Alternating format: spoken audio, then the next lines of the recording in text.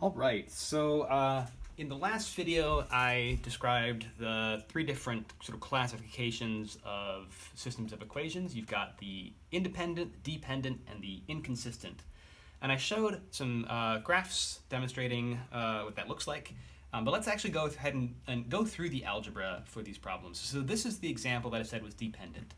But let's pretend that we don't know that at the moment.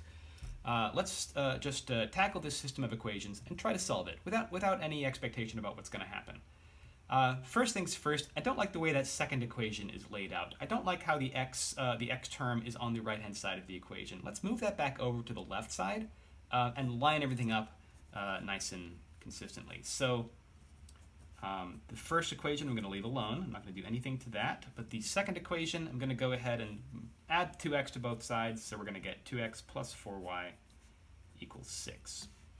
Okay, now if I look at these two equations, you can notice something sort of interesting about them.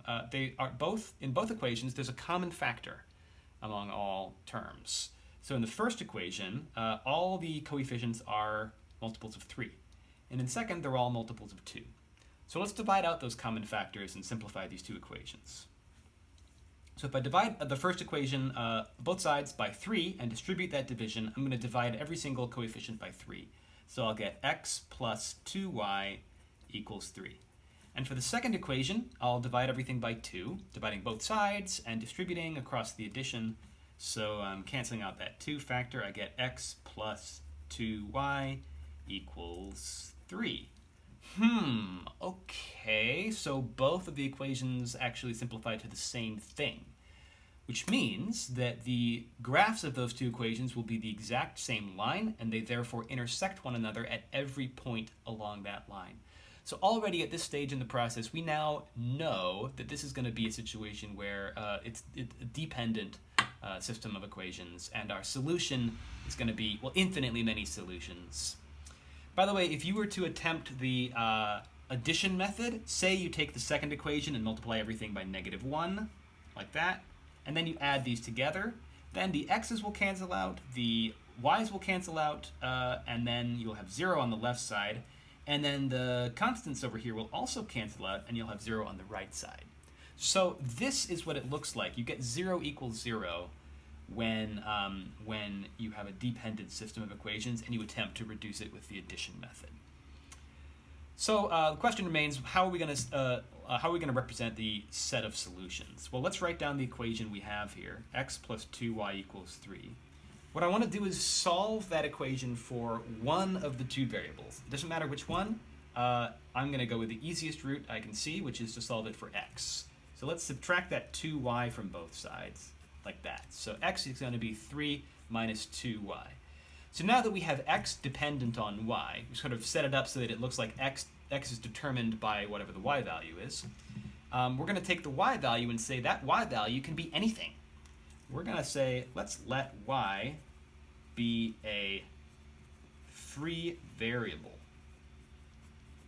And you actually represent this often by replacing the y with a parameter variable. A parameter is like another independent variable that other things depend on, I guess. That's a very loose definition of a parameter. It's just every now and then it makes sense to introduce a new variable. Just a minute, I'm going to close my window.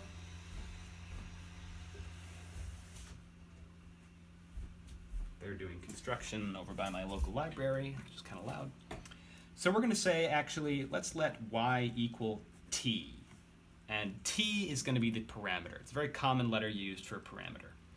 So now our solution set, because it's not just a single solution, it's an entire infinite set of solutions, can be written down by saying we're going to take any point whose x-coordinate is given by this formula, 3 minus 2t, replacing the y with the parameter t, and then whose y-coordinate is given by t itself.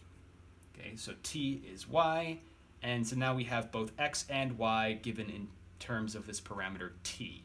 So any point which is looks like that for any real value of t. is going to be in this set. So we're going to take that point and stick it into a set builder notation. So we use the curly braces. We're going to say such that. This vertical line in the set builder notation means such that. And then such that t is just any element of the set of real numbers. So t is an element of R. And that'll do it. So again, this is the infinite set of solutions described using a parameter t, which is allowed to be any real value. If you pick a real value and stick it in here and calculate the x and y, that will be a point on the line, and therefore a solution to this system. So that's the dependent example, and that's how you write down a solution to one of those.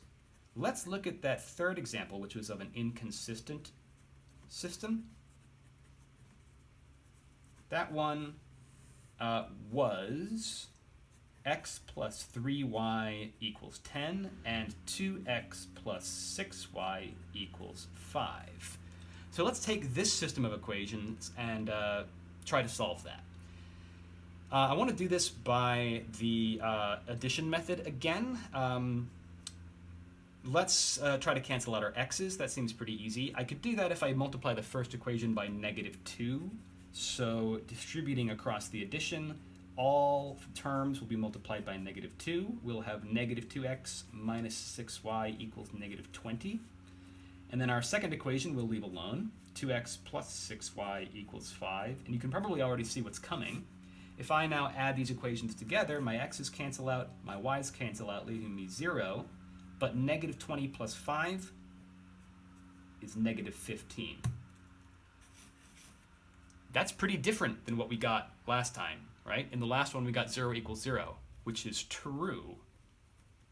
This time, we got 0 equals 15, which is false.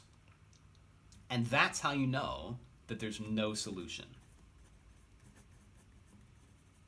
Essentially, what we've discovered is that this system of equations has an inherent contradiction in it. It is equivalent to saying 0 equals -15. Which is not true. And therefore, this system of equations can never be true if it's always equivalent to this false statement. So that kind of demonstrates what the algebra looks like when you attempt to solve either a dependent system or an inconsistent system.